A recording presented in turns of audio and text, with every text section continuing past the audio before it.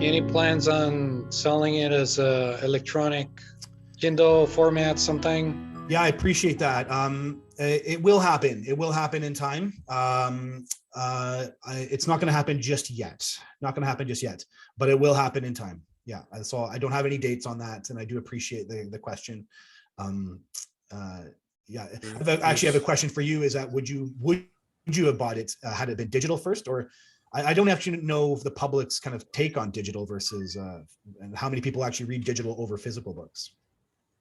All right, so here's my take on the digital. I'm reading a lot and just end up donating a huge box of books to the Goodwill because I'm just getting out of control with books. Right. So digital for me is the way to go, and I don't mind paying full price for it, as long as like I can take it anywhere I go with me and read it. And that's why I ask, because it's more convenient for me to be able to have it on digital format where I can read it at work on my free time, or read it on my Kindle, or my device, my phone, or whatever. Because sometimes I align my time so that, say today I was at the hospital, if I'm waiting there and I'm sitting for something to happen, then I have 15-20 minutes where I can read something and use that time to do something, instead of having a physical copy that I have to carry with me everywhere, and it's more of an inconvenience. Of course. So that's my take on that, if that makes any sense. Of course it does. Yeah, definitely. I hear you. I appreciate it. Thank you. In time it'll happen. You got it. Thank you. Yeah. There. You're about to say something. Hey, buddy. Hey, man. Thanks for being here. No biggie. I just think it's a heck of a deal for $20. That story of yours, I've been following for a while, and I'm really looking forward to reading it. So congrats. I really think you did a heck of a job just in this presentation, and I'm so looking forward to reading your book. Thanks for being there, man. I always appreciate it. You're always there. You're always there offering a laugh in some of the crazy moments of the presentations. And yeah, I just appreciate you being there and watching the entire thing, man. Thank you so much. Thanks. You're welcome. It's been a ride. I really enjoyed it. Yeah. Thanks. Still going on. Still going on. You got it. Thank you. Yeah. Anybody else? Thank you, Elham. Thank you. Ryan, speak. I had to unmute my mic. Jeff. Yeah, I want to ask, like with our preparing for alien contact meetup, would it be okay if we read sections of your book and had discussions on it, have meetings just like going through a few pages and talking about it? Sure, Brian. Yeah, totally. Nothing I can't do anything. Yeah, of course. Yeah. I'd like to do that. Yeah, because I could see future meetings kind of unfolding, just sort of analyzing sections of the book. Yeah, you got it, man. Totally. Appreciate that. Thank you. Okay. Is there any more? There was a question here that was on the chat, and I'll totally address that if needed. Go ahead. Yeah. Okay. So, sorry, one sec, person. Expand this. Great disclosure stories, interviews, and firsthand inspiring information in Gaia, cosmic disclosure, beyond belief with George Noonie, open minds, galactic messages, and our favorite disclosure series with Dr. Stephen Greer. What do you think of these programs? Funny enough, when I say that I'm not an aliens and UFO guy, I still am not an aliens and UFO guy. I appreciate those programs. I appreciate disclosure. I get a little concerned that people are misrepresenting and putting out wrong information. I think that's actually occurring, but and people have to use their own intuition about what they think is going on.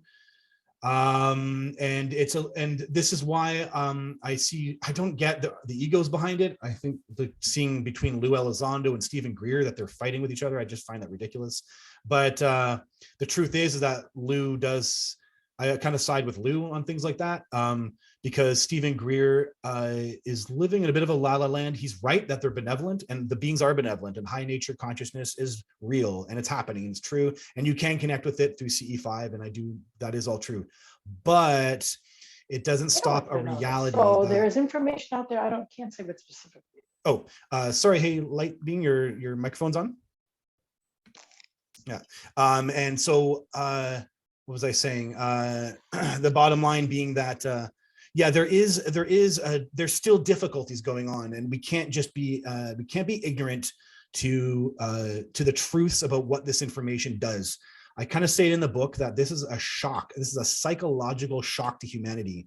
You can't be ignorant of that. You can't pretend that we can just all embrace aliens and everything will be great. And because everybody is we're living on a career, and that career would be affected by disclosure. So you can't just pretend. No one can just pretend that this is all just rosy rainbows. It's not. And though it is a truth about our consciousness and about spirits and about the nature of the the galaxy and the Federation and stuff, but in the end, this is a psychological shock, and we need to treat it cautiously and carefully. And so I do believe in the kind of the route that the Lou Elizondos are taking, and so I'm all down for like kind of people bringing in this guy and stuff. I just don't watch these things. I don't focus on these things. So and also it's probably in good cause too, because that would have influenced my story, right? It would have influenced things, and I didn't pay attention to that stuff. And George Noonie, I love Coast to Coast. I was watching YouTube clips on the people that he brought in, and I did some research off the people that he brought in. So they do really good research, and yeah, I hope that answers the question. So that's my kind of feelings on those things. Yeah, for years and years, I was the same as you, Jeff. I didn't listen to anything, and I didn't read other people's stuff because I didn't want my story to get mixed up with other things. So I think it is very confusing out there. There's so many people with so many opinions, and I think in the end you have to go by your own intuition. Yeah, and that's what you have to trust, your own discernment. It's the problem of not having disclosure is this breadth of confusion going on. So yeah. Kalea, you have your hand up. Oh, yes. Welcome. Hi. Hi. Yeah, I'm wearing earbuds today, so I don't Great. think there should be any feedback. You're Okay, doing good. great. No problem. Yeah. All right, so I did have occasion to read a bit of your book when I was at a friend's house, and so what I'm wondering is, you were with these people who had all had hybrid children, had been had hybrid children from your DNA. Now, do you believe that you are a Zeta Grey? Like, you came into this life as, you came into this life and became a human, but before this life that you were part of the Grey consciousness? No, I've heard this before. I think Susie Hansen, I've seen that in her book Dual Soul Consciousness, and I don't identify with that. In fact, I have a section in the book where I divulge my own past life awareness, and I've been on Earth for thousands and thousands of years, and so yeah, it's a weird twist. I've engaged with some researchers about the differences in my story, and are those differences because my consciousness was not from, this is the premise, right? Like Susie Hansen and these ideas that you have dual souls, is that they were not spirits on the earth before, and that they were living in crafts, or they were some kind of consciousness, and then they, that provides their mission, I guess. Well, mine was not like that at all. I am through and through been on the planet Earth for thousands of years, and then they show me in the first chapter in the afterlife vision that Greys basically just approached my higher self, and my higher self said, yeah, this matches everything that I want to do, so let's do this together. And that's a very simple way of saying it, but that is the twist of my story, is I don't have any of that past life alien stuff. I don't know that, but I do have their genetics, and that's part of the story, and I will still stick to that to the day I die. But yeah, I don't have that past life with Grey aliens, no. Okay, but why would you have their genetics? I mean, okay, so I've never read that other book that you're referring to. I don't really read that many, but well, first of all, I want to say that I'm happy that I really enjoyed the part of the book that I did read, and I especially like that you're a Canadian, and that because there's so few books of Canadian experiences. Okay, so there was one other thing. Oh yeah, about that city coming down onto Earth. From what I gathered of what I read, it's saying that all these Zeta Grey hybrids will be inhabiting this city, and that they're going to show us a better way to live. And I find that extremely frightening. Like, I like Alex Collier's Andromedans, who say they will be our, they will provide guidance or mentorship. And I like that idea a lot better than coming down here physically and starting a takeover. That reminds me of Earth's final conflict, you know? So that's just my opinion, and that's just how I'm feeling Yeah. right now about Yeah, that. I hear you. And I can only relay it the way it was given to me. And I can't, yeah, I hear that. And yeah, there's really nothing else I can offer to that. I hear that, and I just have to relay it the way it was given to me. So yeah, I appreciate it though, for certain. Ian, or yeah, there's some stuff going on in the chat here, right? And Terry's been waiting to speak also, so. Yeah, Jeff, I just wanted to answer as well Kay's question in part, and if it's okay with you, Jeff, could I just read the section where you talk about the event that happened in childhood behind your friend's house when you're 5 or 6? Is that okay? Yeah, go ahead. I asked, why me? She said, we find this to be an opportunity to grow one of our own. When she said this, she opened a childhood memory of an event that occurred behind my friend's house when I was 5 or 6 years old. This event was not in my mind before this night, but I could feel it did occur. In this memory, one of these beings showed me an image in my child mind of my mother on a table. She was pregnant with me and was being injected with a giant needle going into her womb. The premise being, I had something of these beings put into me when I was a fetus. So that'll answer Clay's genetics question as well. Yeah, right. It's not, the genes aren't tied to the spirit. It's literally genetics put into a body. Yeah, you got it. Thank you. Yeah. Oh, thank you. I didn't know you could do that. Nice response. The heart there. It's great. That's it. That's it, Ian.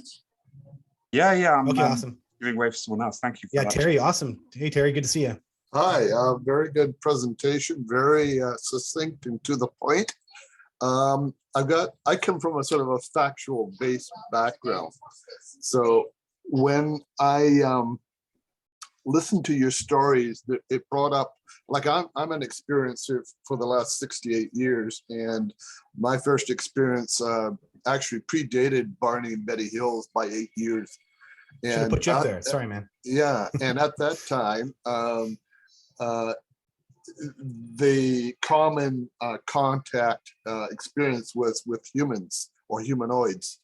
And I had the small ETs appear to me. Now, the thing is, it's hard to gauge, having not read your book, what, with the contact that you have, was this in physical form? Where, like, I think you had a picture of one was sitting on a couch or a chair. Yes. And then other times you read that they were walking through a hallway with you into the White Room. So was that in physical form? Was it in astral form, spirit form? What kind of form was that? Great question. And then I got a second question after that. Sure. All of its physical form. The memories contain what I would call frontal lobe experiences. So I can feel the heat in my 11th contact event. The craft lands on on the logging road. The door opens. They do stuff with me on the bed. And the air in the room is filled with the hot, humid Nova Scotia air. It's humid and sticky, and the light is pouring in the hot summer day. Like it's everything that is the frontal lobe experiences. The smells are in the memory. The smell of the dead cow I walked by in the 10th contact event. Not just that, there are semen extractions. I wear clothes. I change clothes in the craft. I'm in my physical body. Yeah, I know that there's the astral. I've heard this, and every time I'm like, well, maybe that's what happened. But then it doesn't answer, well, there was a semen extraction. It doesn't answer the changing of clothes. And then other times I have those kind of what I call frontal lobe experiences, where I have the feel of it, the physical, I'm there, I'm physically in that space. Yeah. That's my answer to that. Yeah. Thank you. The other question, now I'm going to play the devil's advocate here. Yeah. And the situation is that in all the experiences that I've heard of people having, particularly when they get physical contact, is how do they explain the possible cross-contamination of viruses between humans and aliens? Because we're living in a global pandemic where humans are creating problems for themselves, and yet we're hearing the stories of people having their contacts. And you know, I don't doubt that for a moment, but when they tell me that they've had physical contacts, how do they explain the possible cross-contamination of viruses? Because that's very real. The experience I have, they're holographic. They don't show up in physical form. Right. So, okay. So we're still thinking of things very concrete, like very like factual, like physical.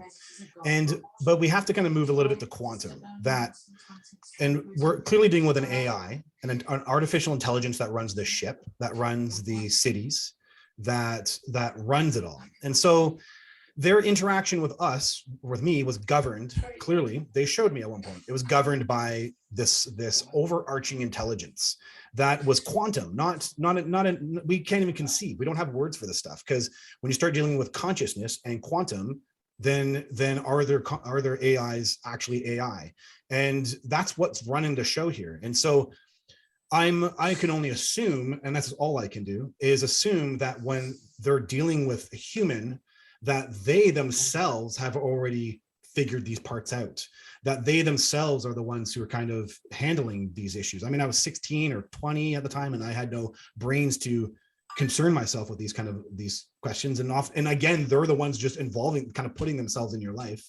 So I never, that's my only kind of guess towards it, because I know that kind of AI actually was governing part of the experience. When I'm on one of the cities, the guy I'm with doesn't say where to go, and they don't tell, and I don't say where to go, and it just knows where we're going.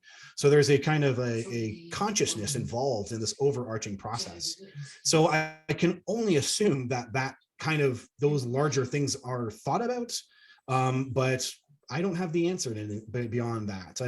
There was no virus check on me. And though also, by the way, in most cases, I'm not physically going into the craft, I'm being beamed into the craft. So I'm being taken by something, for all we know. And I'm for all Star Trek, I guess, says that when they beam you, that they can see these things. I don't really know, man. I just don't have the answer to that kind of stuff. But I can only assume that is the level of intelligence that they're dealing with, that they're aware of those type of things. And yeah, but beyond that, I just don't have any other information. One last question, and then I'll turn it over to the others, because I know that everybody's eager.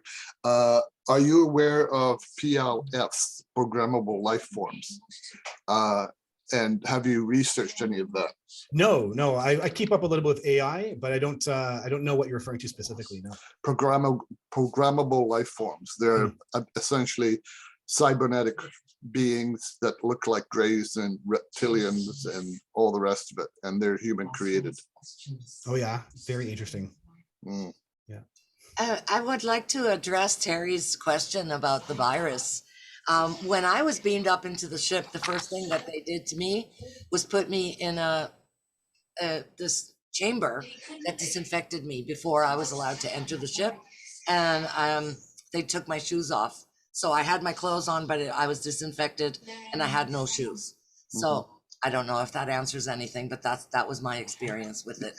Yeah, that kind of story I've heard before, and usually they go into a room, there's a mist or a spray or something that comes out of the ship and seems to disinfect human beings, but other times you hear of the other encounters and there's none of that happening, and then it is open to a lot of subjection and speculation as to what they may be able to do or can't do.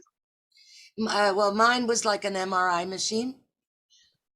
Before they existed, so because it was in '68.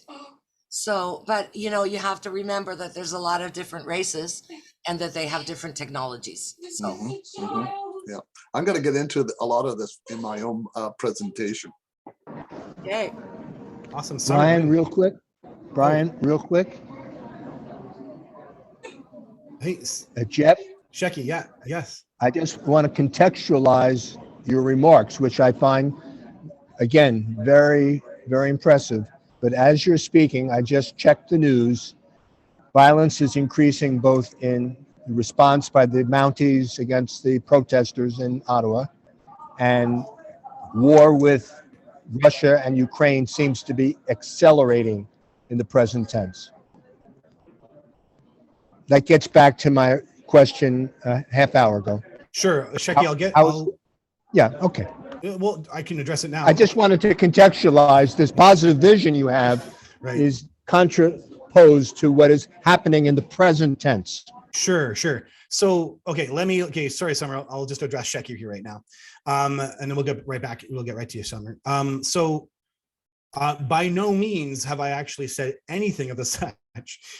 So my book actually doesn't display an actual, there's an end result is really the best way to frame it. But listen, it's in the book, and I've actually already done several presentations on it where this is, I think Linda Moulton Howe had a person on, and I just saw the cover, the thumbnail of the YouTube channel, and it actually said, it's going to get worse before it gets better. And that's the only thing that I can actually, that's the only thing I can say to that. And the beings have talked a little bit about that with me. But no, this is not, I do not subscribe to, I don't like to think of the problem with everything going on is a level of consciousness. I do agree with that. But we are not there. And that's part of what the whole thing that the beings have kind of explained, at least to me, like some of the choices were made because we're not there. Some of the choices too that they are thinking about are also because we are not there. So, by no means am I trying to create a picture that I say, oh, it's all rosy and everything is something beautiful will happen. And no, because they don't talk like that with me, and I don't have anything like that. So I just don't want to speak too much about politics or anything kind of that nature. But it is, humans are in for a challenge is what it is. And that's what they see coming around the corner. And you think? Yeah, you think, exactly. And so it's the picture that being painted is that at least, again, it's one in which, the end result is one that benefits us. So yeah, that's what I'll say to that. Awesome. Summer. Yeah, let's go. Good to see you, Summer. Good to see you too. Actually, I don't know if I'm pronouncing this right. Mickey. She had a question first, like a long time ago in the chat, just about hybrids, or she wanted to ask one. So maybe just answer her question first. Oh, thank you. It might be barbaric, but it's stuck in my mind. Something I read a long time ago, and that the Greys were making hybrids with humans to reintroduce emotions because they had lost that, and they're going to lose their race because they learned that if they don't have emotions, they can't continue. And I just think that's beautiful, but I don't know if it's true, and I don't know if they share that with you. Right. Yeah. So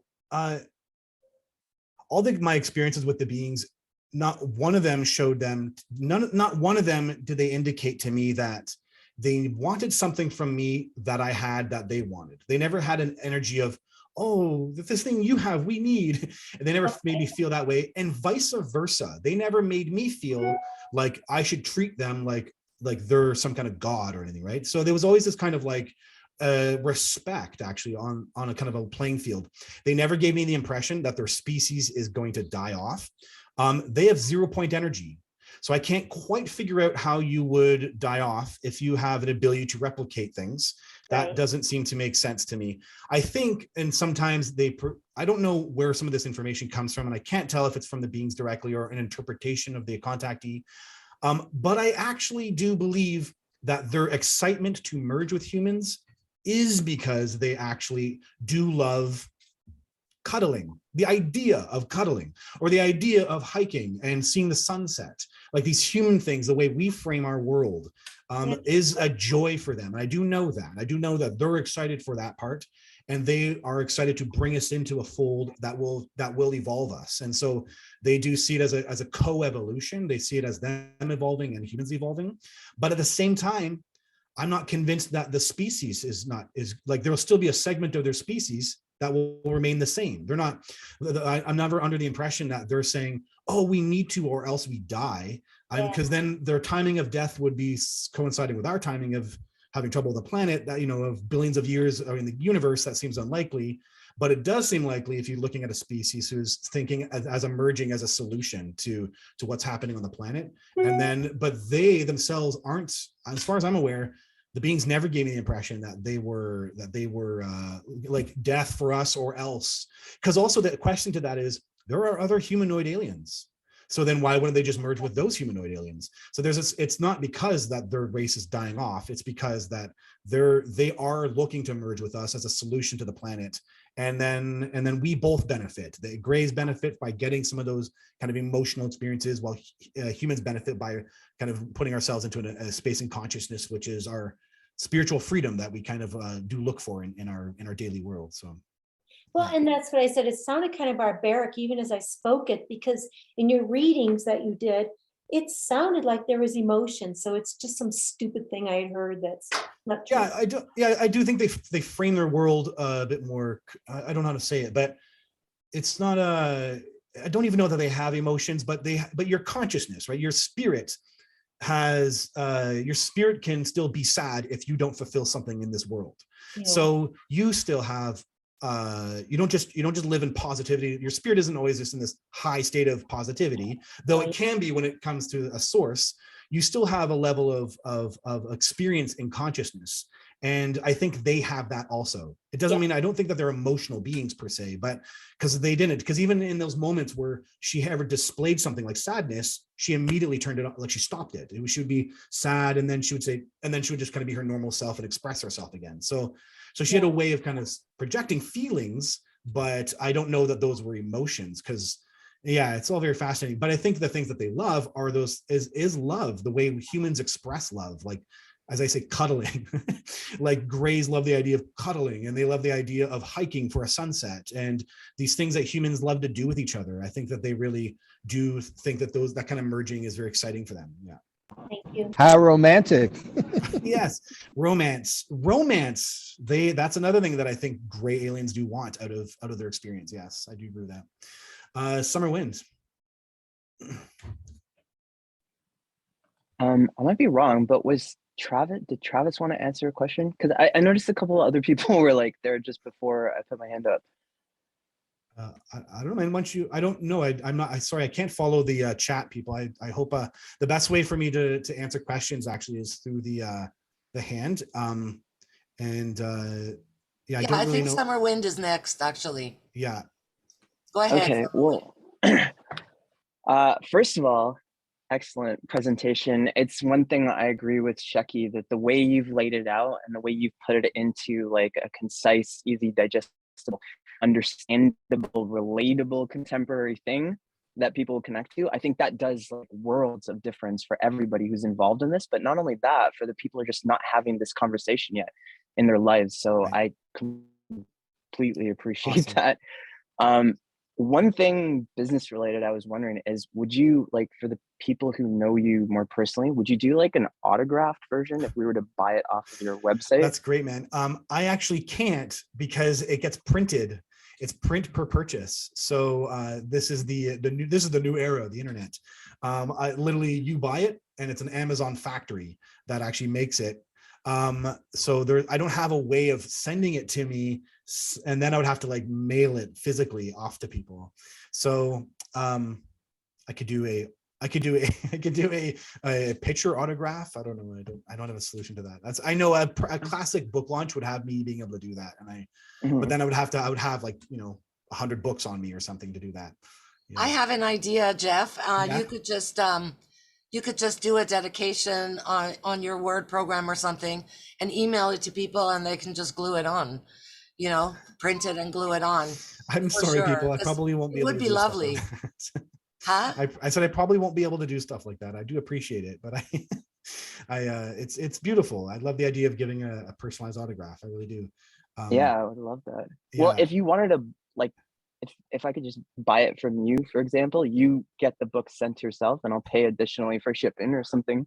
Is that what you want me to do, Summer? Is that what you want? Yeah, I would totally pay for that. Yeah. Okay, man. Okay, man. I have an author's copy here, and I'll sign it for you. And then you have my email address, so you can email me your address, and I'll send it to you. Okay.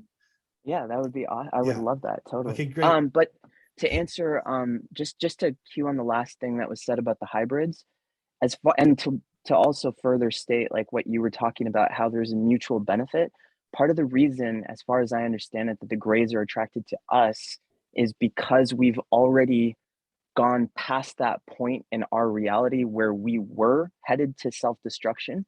That's where they came in to make that mutual agreement. So there literally is a combination, like there's a benefit to both of us, and eventually both of them will combine to create the hybrid species entirely on Earth. And that will be like, that's how it actually makes sense in a benevolent way. That's the actual reason for that. It's like through like these ideas of like law of attraction, or just in terms of a physics term, like that merging is the end of their species and ours combining the best of both of what we have in order to make a stable version that can carry on with both of us incarnating again and again. But that's as far as I understand what's actually going on. So it's not a takeover, it's from a higher level. We're all in agreement with it, even though at this level we're not fully conscious of what's going on, or like we're in confusion about it because we can't possibly see all the pieces and how they fit together. Right. So that's how I understand that.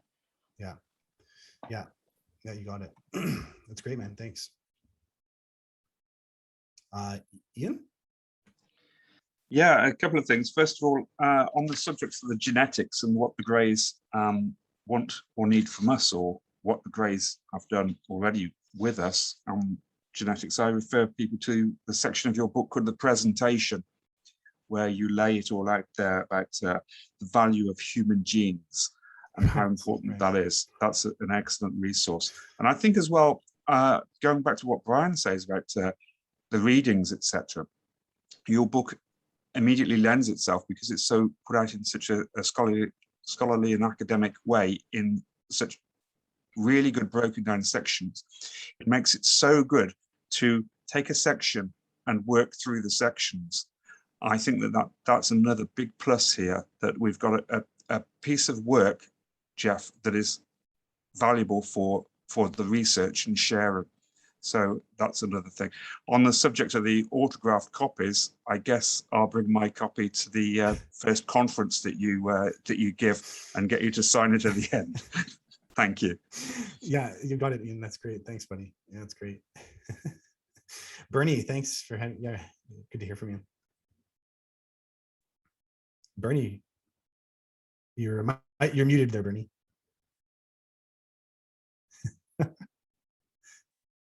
I don't know sign language. Yeah. Okay, good. Awesome. So just a quick question. This the book came, and also I happened to get to know this Baba Vanga prediction for 2022. She said one of her six is there's an alien invasion in 2027. I wonder if there's anything related to your book. I have no idea. I don't. Yeah? There's no timelines. There's nothing like that, and I don't. Yeah, right. Like, who knows, man? Who knows? I try not to prophesize and try to tell it like it is. Yeah, but it sounds very prophetic, when you say the rising is coming, and then I just came across Baba Vanga as she's like kind of like the Nostradamus. I want to add something about her, because I'm Bulgarian and I know about Baba Vanga a little bit. And I think a lot of the stuff, Nadi media just takes it and runs with it and makes their own, prophecies, and a lot of the stuff that's on the internet or whatever, she was never involved in, like actually, putting it out there. A lot of the stuff it's made up, like misinformation nowadays.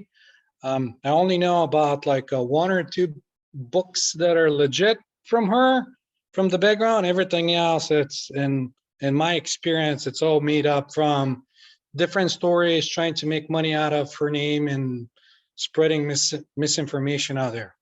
If that makes any sense to you. You're talking to Bernie, right? Yeah. Oh, sorry, I mute again. Yeah, it Who are we makes sense to talking me. about, please? Who are we talking Yeah, I was about? talking to Bernie because he Yeah. brought in the topic with Baba Vanga, and I know a little bit about it, and I wanted to share my experience and tell him that not all the stuff out there, it's legit. I mean, she has a lot of legit stuff, but, and then the other thing is that everything changes. So you don't know what's going to happen tomorrow or 2 months from now, because the timelines are changing constantly, because we're changing constantly. So something that she prophesied so many years ago, now it could not ever happen because the timelines are changed. Just if that makes any sense. Right. So she's unreliable is what you're saying. Great. Was that it, Bernie? Yeah. Awesome. Okay. Great. Oh, Kristen. Yeah, just an easy question. What is the deal with the dead cow you walk by and 2 dead bodies, human bodies? Yeah, right. What should I say there? It's my 10th contact event. It's with the twins, and it's where I learn the hybrid program. So I go into a space. Now the dead bodies I learn I freak out about them in the moment, and in the book it's written that way. And but I learn that they were taken from graves. So they were, and the graves, when I ask, I say, oh, these are dead bodies. And the twin says, we asked for their permission. We asked for the permission to use them. And then I realized that they're from graves, that they're taken from 2 graves, and they're 2 dead humans. One's a male, one's a woman. One looks like an elderly lady and her chest was open, and the other was a male. But they exhumed, that's what it's called. And they looked like the funeral. They were wearing funeral clothes, and there were dirt on them as if they had been literally in a grave. So yeah, that's what that is. And it's part of this new human. It's part of this whole we're making the new human, which is the hybrid species.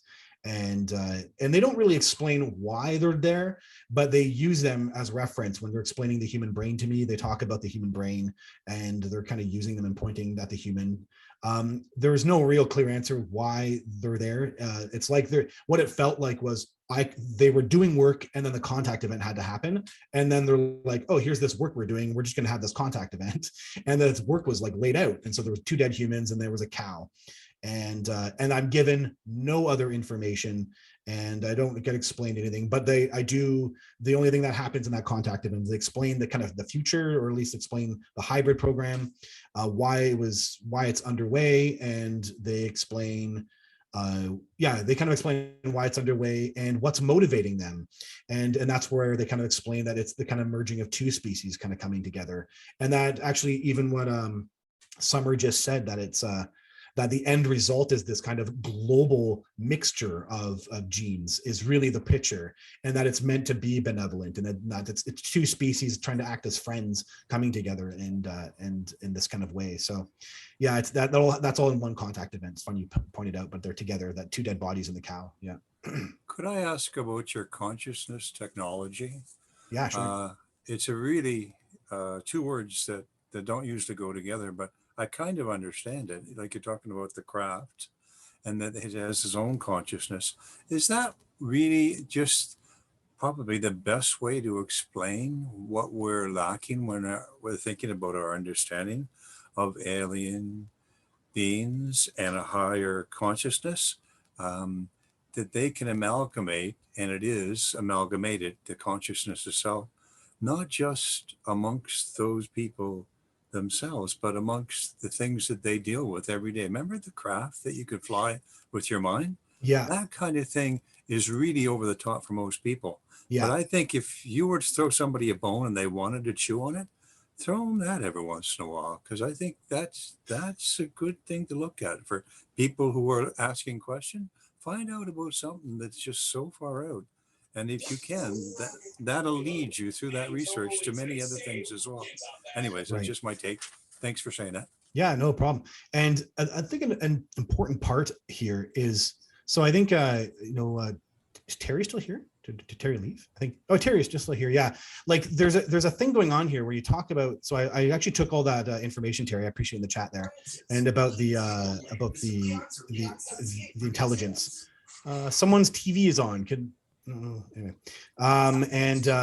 Anyway, like there's more going on here about the consciousness, because exactly what you're talking about a craft that they're linked to, but that a human can link to. And so this is not just what we think it is. This is not just AI, right? This is consciousness on a craft that a human can tune into. And that's what the White Room was. I was able to feel the unity with the craft. Then as I'm going through my experiences, as it progresses, by the time it's 1998 in my story, I can tune into the craft. I actually have an ability where I'm so used to the experience with them that I can feel the craft.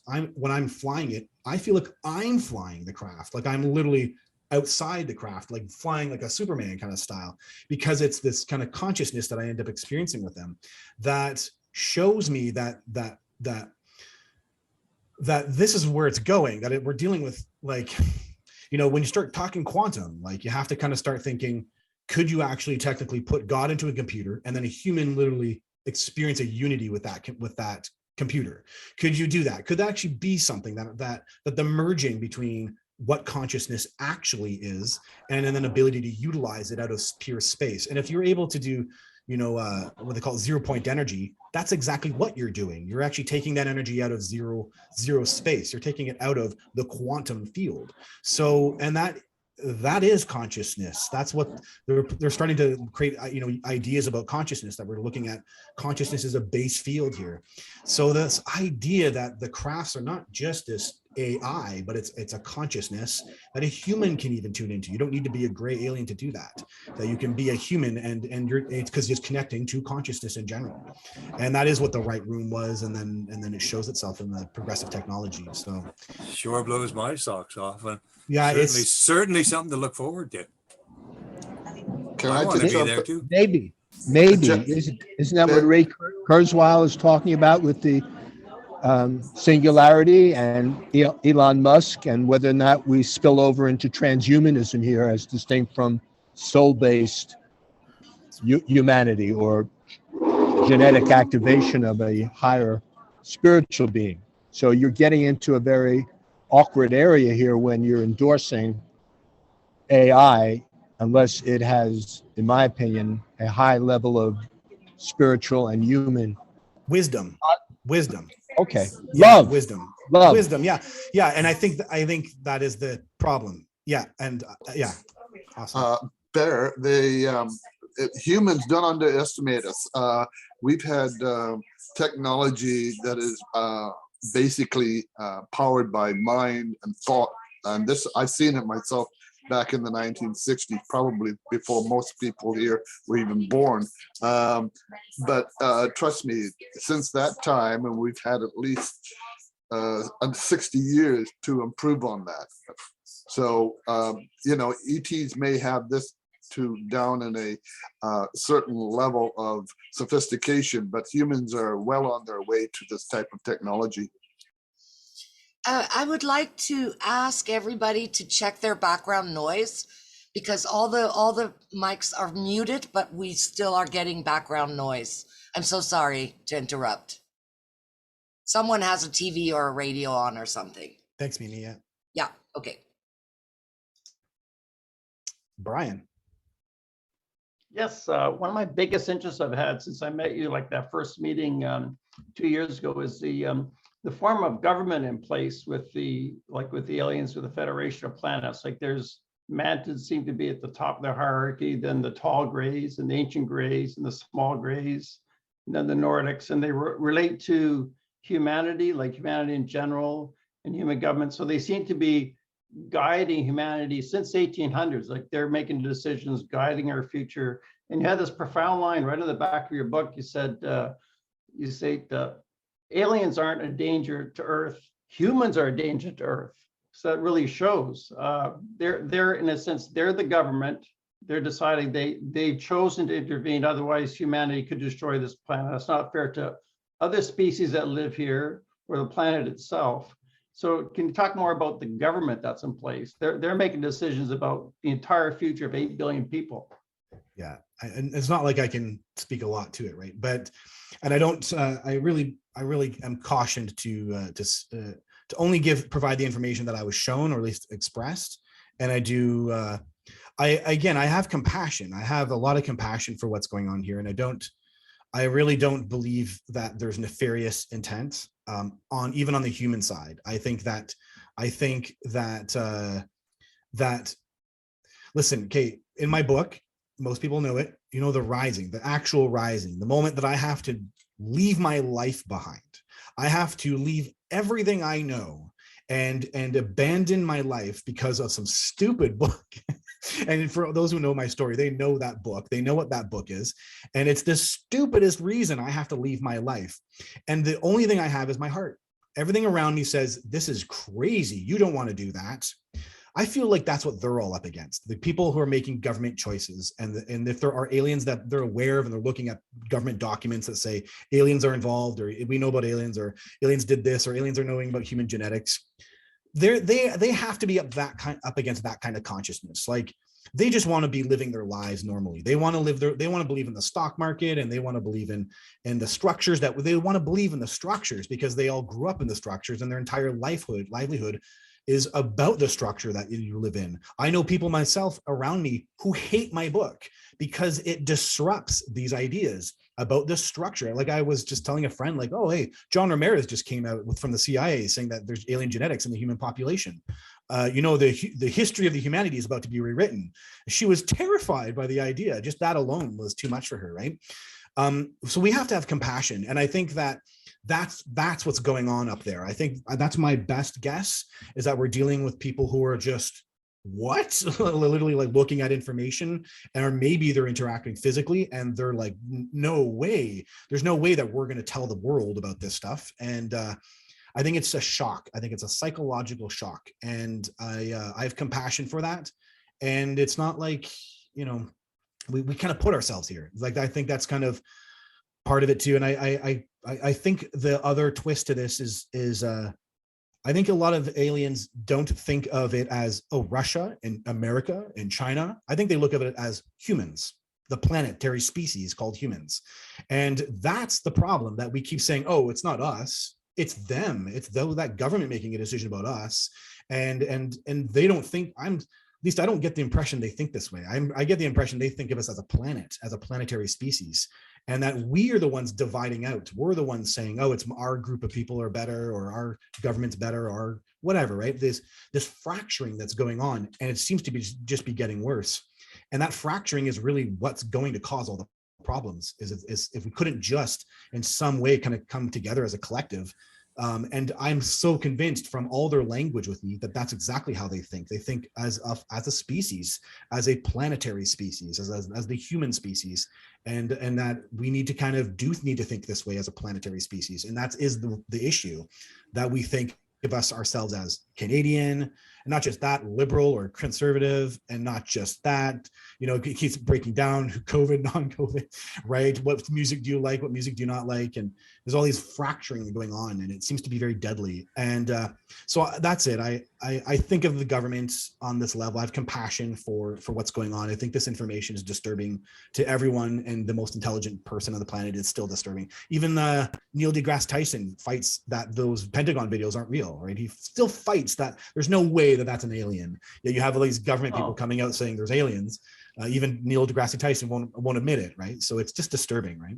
And so I have compassion for that. I think also, how do you feel the alien government, like the mantids, they seem to be the project managers. And do you feel kind of curbed, like you have a psychic relationship with your gray elder? Do you feel curbed in what you can say? Like, it's okay for like us to talk about it, but the president of the United States should not give full disclosure. But I guess you've got licenses, okay, for you to talk about these things, because it's getting into society gradually from the experiencers, right, rather than the government. Can you reframe the question? Like, specifically, what are you saying? I'm a bit confused. Yeah, well, do you feel limited by what you're allowed to say by the gray elder, but because it should be gradual disclosure? No, they don't give me more information than because the information, I'm not some person who feels this is lonely, man. This is lonely. This is what this is. This is why there's a book. It's because it's lonely. You don't have this information about humans or anything without feeling the need to blow a horn about it all and trumpet and say, I think people should be paying attention to this. I don't have a feeling in me that they told me something. Everything that I put, everything that I have is in the book, and everything. There's a couple more things, but it's like she mentioned the Arctic with me in the psychic communication. The Arctic, like there's like, oh, that's where it's really going to happen. When it melts there, then they can't hide disclosure. They can't hide it anymore. And so like small stuff like that I get from them, but they don't provide any more information. And dude, I swear it's benevolent. Their thinking is like galactic, and they're not thinking about governments and on the way humans fight with each other. That's really it. It's like annoyance on their behalf. Like you're just fighting with each other. That's the only thing I ever get from them. Not this idea of the different playing of government levels. In fact, and I'm certain with the disclosure that they wanted disclosure a lot sooner, and they wanted it to be gradual, and they were there to help with that process. That's my best intent of understanding that. And humans were always the one pushing back, saying, not yet. We'll do it. We know best. And then by the end, it's too late, right? It's like, you should have done this a lot sooner, which is the point I make about that, the crop circle, the crabwood crop circle. That clearly is a message from gray aliens. And it is saying, right, like there was a time limit about certain things going on here. And so there was an idea about, they were recognizing pain was going to happen. There's a recognition of some things. And so, yeah, I come from the perspective, I feel from them, and I probably embody that it is really like humans need to get their act together as a species, not this level, that level, disclosure, not disclosure. I really do think they wish disclosure happened a lot sooner to break this process smoother. And then they have no choice with things when the government or people just keep pushing back, right? So yeah. I can't think your book can do nothing but help. I think your book can do nothing but help do that. So great on you, Jeff. Thanks for providing a lot of people with a lot of information, because hey, yeah, it's fantastic. Thanks, my man. Thanks, Barry. I appreciate it. I really do. So Brian, is your hand still up, or you yeah. Well, I guess I could follow up. Like, I feel inspired by the mantis and the grays in terms of their leadership. Like, they're very wise, super high IQ, compassionate. They care about the world. So I think we're in good hands with this mantid and ancient gray leadership compared to, the United Nations or the President of the United States. So that's really inspiring leadership. I think that's one of the best things to consider. But always have compassion. We're all human. That's the most important part. We're all human. We should always have compassion for everybody. Yeah. Well, the mantids have compassion, and the mantids of the grays, they're much wiser, and they're the ones actually making the decisions about the future of the world, right? I'm confused. We're all human?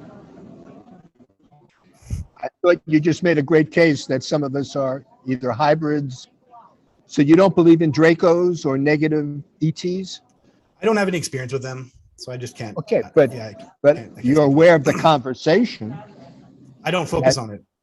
I'm not aware of the conversation. I didn't ask you if you focus on it. I'm just saying you're aware that some people believe, for instance, the Khazarians are derived from the Dracos, and that they're the source of this warmongering and negative dynamics that I've alluded to. You're aware of that conversation. I don't want you to endorse it. I'm just saying, are you at least aware?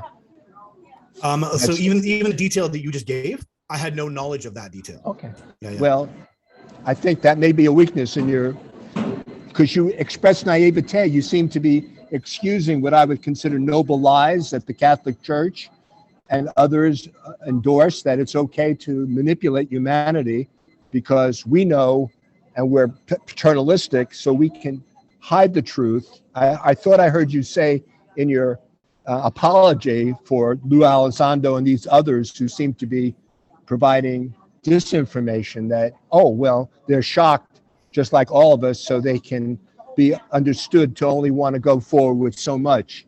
So I appreciate your high-mindedness and your high level of compassion, but I'm concerned with what I would consider, what I hear now, an excess of either naivete or sympathy for things that I think may be nefarious. Okay, so if you could single out one single point to what you're trying to say here, and I can address it. So you said a couple different things, and I'd like to address it. Well, okay. Yeah. So just make one question or one point. Do you know who Avi Loeb is? No, I don't know who that person is. If you're trying to say that I don't have information about some things, there's a point to this. Is that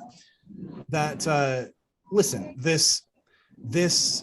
the human conundrum is complex, and the situation is derived from, if not thousands of years of the way we've been doing things.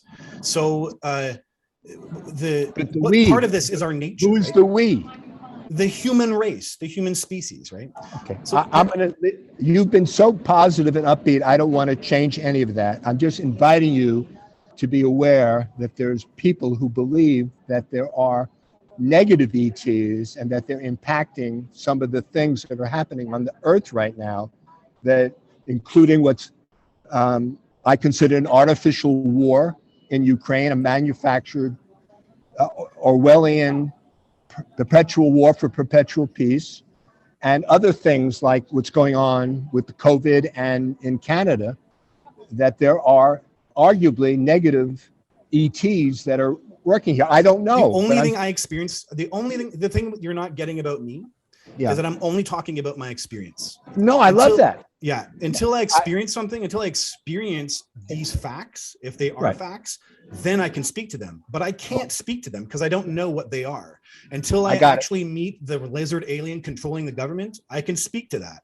But I can't speak to a lizard alien controlling government because I don't know. And it doesn't matter if it's in a book. It doesn't matter if someone presented on it. Until it becomes an experience of something witnessed and seen by someone, then you can speak about it. And so I can't speak about those things. Thank you. Yeah, that's my case, and that's I like to think that that's the strength, right? Like that's the strength of the book. Is it really is about what I've experienced, and I also present it as information. I'm trying not to prophesize. I try not to go into that direction, and then I try to analyze what I witnessed, and that's really the end of it. Right? Enormously valuable, and like I said, I think you've catapulted yourself into a high level of importance in this conversation. But I'm inviting you to be aware that there are other aspects of it which you haven't experienced, which other people believe in very strongly. Yeah, I hear you, Shecky. I appreciate it. Thank you, man. Thank you. Yeah.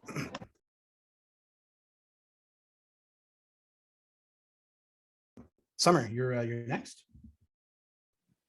Summer? Oh yeah. I was gonna say a number of things. Actually, first, I think there's actually some scientific precedent of this if you like just dig around a little bit, but bovine genetics, like material to some extent, has been used to supplement human like genetic like whatever, like things that were missing, or to like substitute like genetic material, maybe like tendons or things like that. I can't remember specifically what it was, but there has been some precedent where human beings, like doctors, scientists, have used that themselves to like replace and substitute that. I think also pigs and some other animals too. It's been used like regularly. So they know that, and that's part of the reason why they would be using cattle's, like the cattle mutilation type thing. In the cattle mutilation. Right. Yeah. So I wanted to talk about that too.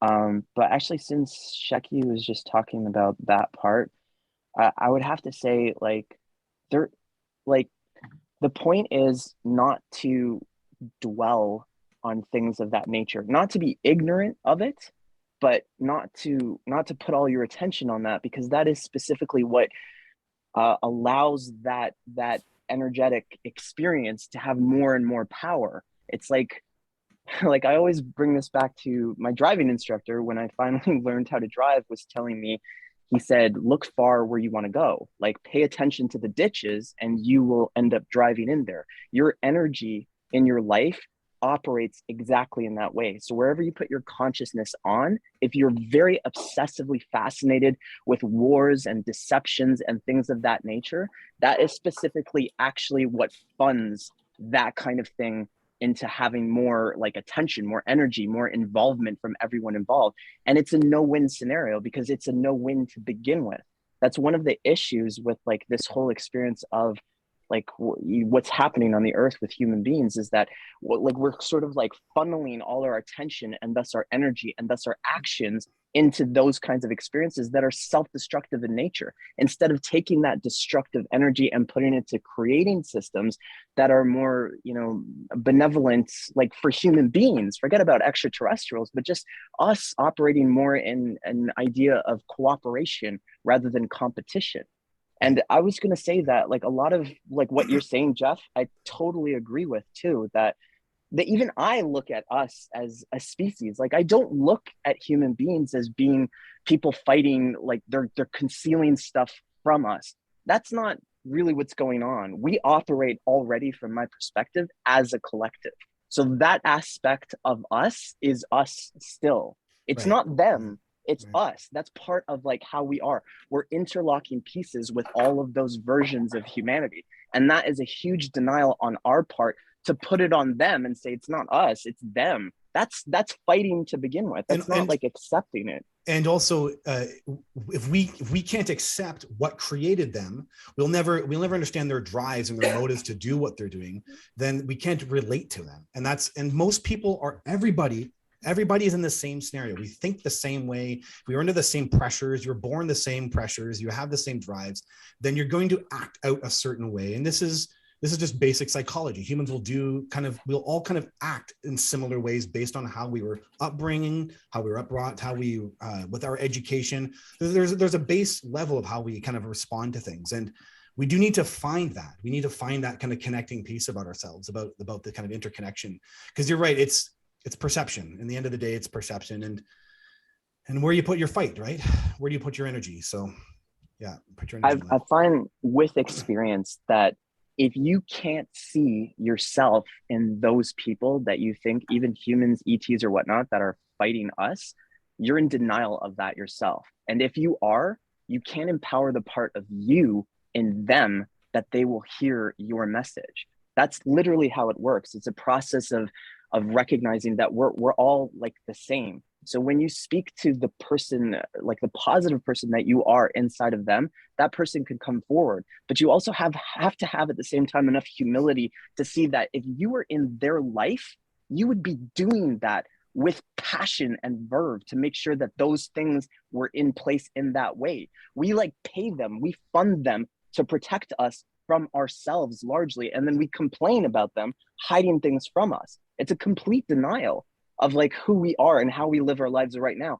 Everything about our society and how we live is based on those kinds of ideas that seclude and sequester that information away from us.